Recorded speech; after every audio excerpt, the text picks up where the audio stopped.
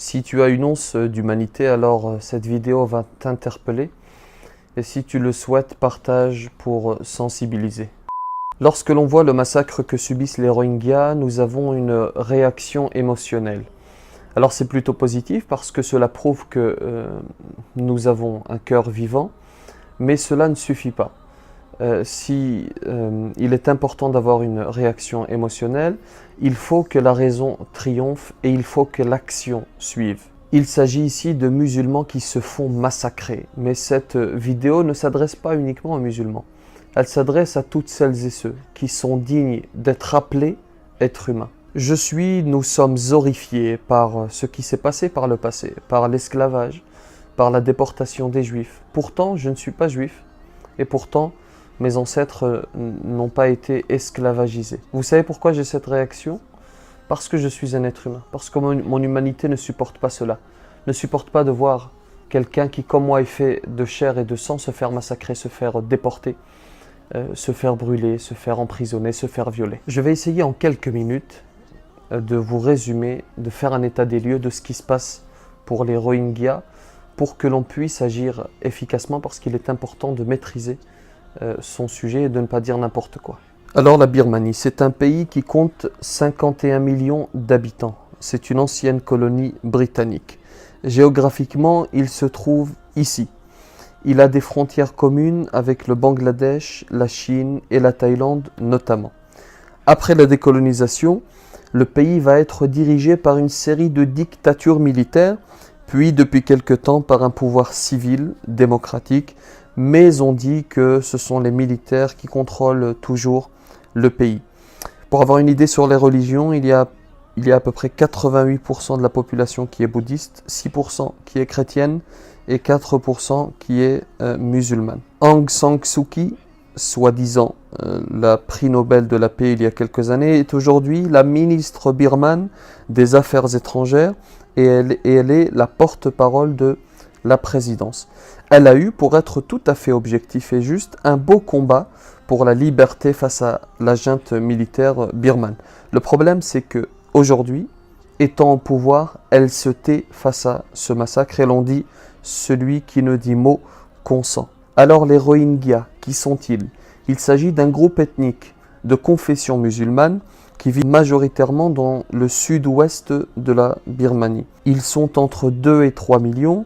Il y a à peu près 1 million de Rohingyas qui vivent en Birmanie, 500 000 en Arabie Saoudite, 300 000 au Bangladesh.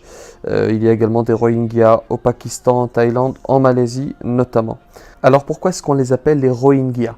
Parce qu'en réalité, ce sont des habitants du Rohang. Et le Rohang, c'est l'autre nom de l'Arakan, l'état du sud-ouest de Birmanie dans lequel ils vivent en majorité. Avant 1962, ils sont reconnus en tant que minorité nationale et ils jouissent de tous les droits dont peuvent jouir les minorités, mais cela change malheureusement en 1962 avec l'arrivée d'un dictateur qui s'appelle Ne Win et qui va rejeter toutes les minorités. En 1982, ils vont être privés de nationalité, ils vont se retrouver apatrides sans nationalité et ils vont même être exclus des 135 ethnies reconnues officiellement par la Birmanie. En termes de persécution, c'est allé crescendo.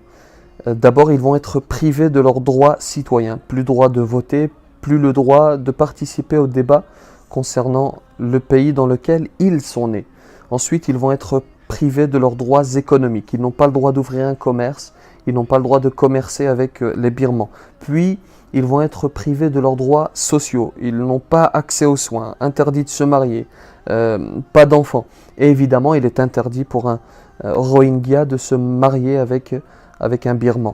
Que ce soit très clair, il s'agit d'un nettoyage ethnique. Les Rohingyas sont persécutés, torturés, violés, brûlés. On brûle des villages entiers. Ils sont écrasés, on tue sans distinction les femmes, les enfants, les vieillards. Et on a du mal à voir certaines images qui circulent sur les réseaux sociaux. Certains parmi nous sont sensibles et voir des enfants martyrisés, mutilés, tués, c'est très difficile le plus souvent. Les Rohingyas vont avoir une réaction naturelle, ils vont fuir. Et ils vont fuir au vu de la proximité géographique de leur pays avec le Bangladesh, vers le Bangladesh. Depuis le 25 août, il y a 123 000 Rohingyas qui ont fui vers le Bangladesh, portant le nombre total de réfugiés au Bangladesh à peu près à 500 000. Ils fuient également vers les pays limitrophes comme la Thaïlande. Et ils sont le plus souvent très mal accueillis. Ils sont accueillis ils vivent dans des conditions précaires. Ils vivent dans le dénuement total. Imaginez-vous des femmes, des enfants, des vieillards. Imaginez-vous votre propre famille. Pour réellement comprendre leur souffrance, il faut s'en approcher et se mettre à leur place. Imaginez-vous votre petite famille qui est contrainte de fuir, de partir et de vivre dans des camps avec le plus souvent pas d'eau, pas de nourriture, rien pour vivre dignement et correctement. Et parfois, on exploite même leur malheur. On voit ici le côté sombre de l'humanité.